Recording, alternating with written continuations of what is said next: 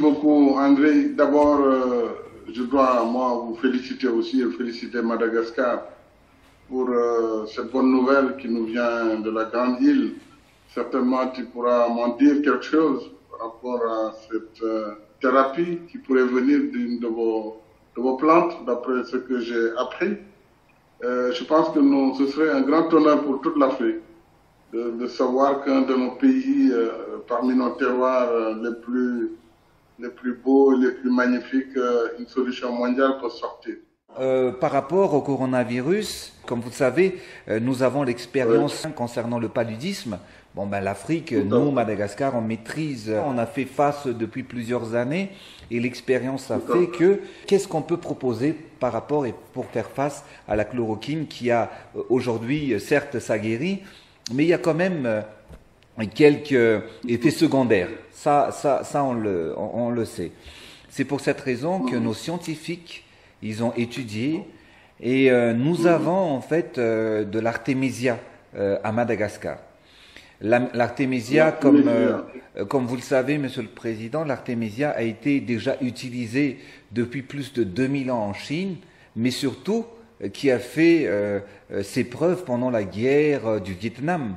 Parce que pendant la guerre du Vietnam, les Vietnamiens qui ont été ravagés, pas par les balles, mais par le paludisme, ils ont pris en fait de l'artémisia.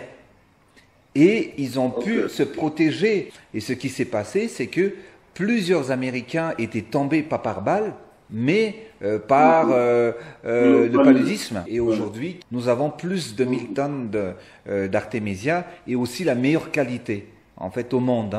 On livre beaucoup de produits dérivés par l'extrait de l'artémisia qui est l'artémisinine que nous livrons aujourd'hui à travers plusieurs laboratoires dans le monde. Aujourd'hui, Monsieur le Président, en concernant, nous avons fait sortir ce produit qui a été bien élaboré, qui a été bien étudié à travers notre institut malagasy de recherche appliquée qui a été créé depuis 1957. Alors, je suis en train de dire, il me faut trouver un petit moyen, ne serait-ce que d'avoir quelques échantillons pour les mettre au niveau du service des maladies infectieuses où ils font le traitement déjà.